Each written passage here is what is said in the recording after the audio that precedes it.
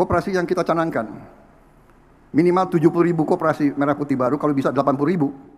Menyiapkan 3 sumber pembentukan koperasi Desa Merah Putih untuk memenuhi target 80.000. Menggelar musyawarah khusus pembentukan koperasi Desa Koperasi Merah Putih didirikan di Gresik. Saudara, pemerintah Kabupaten Blora, Jawa Tengah menggelar sosialisasi pembentukan koperasi Merah Putih.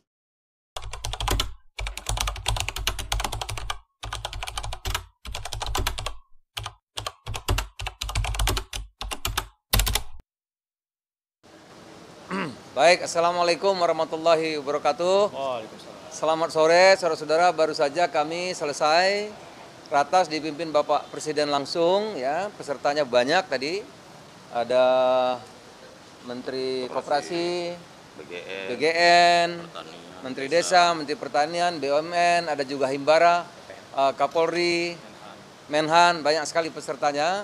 Satu yang diputuskan yaitu dibentuknya Koperasi Desa Merah Putih. Jadi disingkat Kopdes Merah Putih. Nah, itu akan dibangun di 70.000 desa, ya. Anggarannya dari mana? Nanti anggarannya itu dari dana desa yang sekarang ada, sudah dibentuk nanti badannya, badan koperasi, ya. Bikin gudang di situ dengan ada 6 gerai, sehingga nanti di desa itu akan ada pusat kegiatan ekonomi dan menampung hasil-hasil pertanian di desa itu. Kira-kira itu intinya, saudara-saudara. Satu desa tadi diperkirakan akan menelan anggaran sampai 3 sampai 5 miliar rupiah. Itu kan kita ada dana desa 1 miliar per tahun. Kalau 5 tahun kan 1 miliar, berarti 5 tahun 5 miliar. Tapi ini diperlukan di depan, oleh karena itu tadi ada Himbara yang bisa nanti menanggulangi dulu, diangsur secara 3 tahun atau sampai 5 tahun. Jadi intinya dibentuk Koperasi Desa Merah Putih di 70.000 sampai 80.000 desa.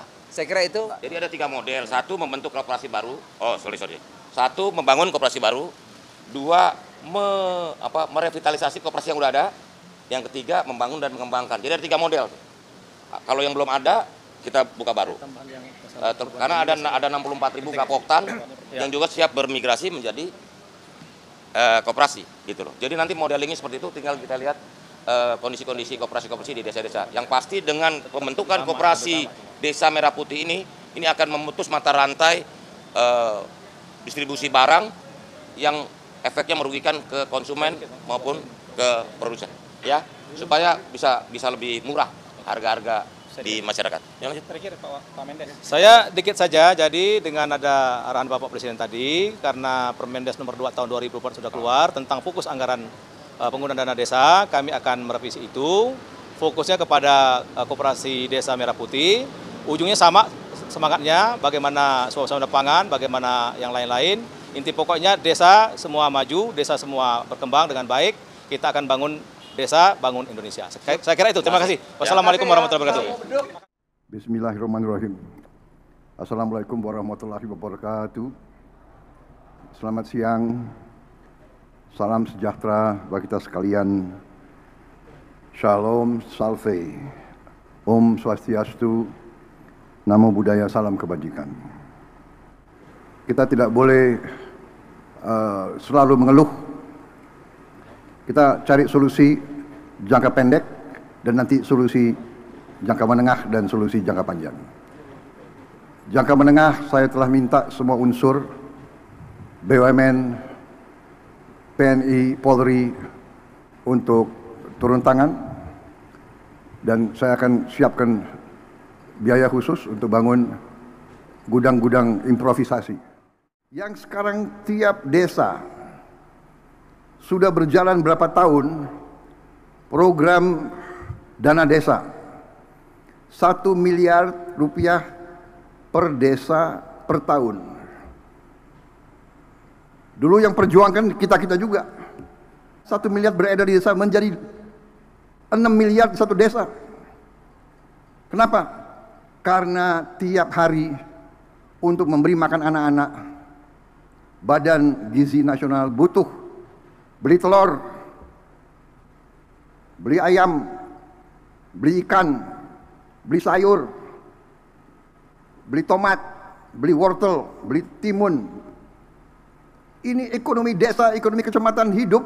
Koperasi yang kita canangkan, minimal 70.000 koperasi merah putih baru, kalau bisa 80.000. Nanti di tiap koperasi itu kita bangun gudang. Berapapun hasil di desa itu akan aman, karena gudangnya ada. Desa akan punya kamar pendingin. Hasil apapun akan aman sampai dia mampu menjual. Dan tiap koperasi akan kita beri truk.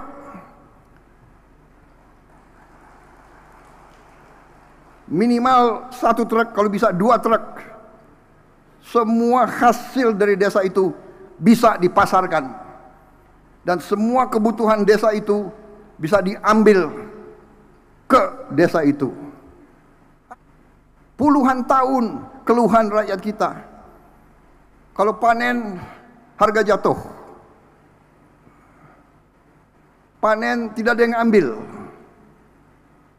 Sekarang kita robah, kita tidak akan menyerah kepada kesulitan, kita atasi kesulitan.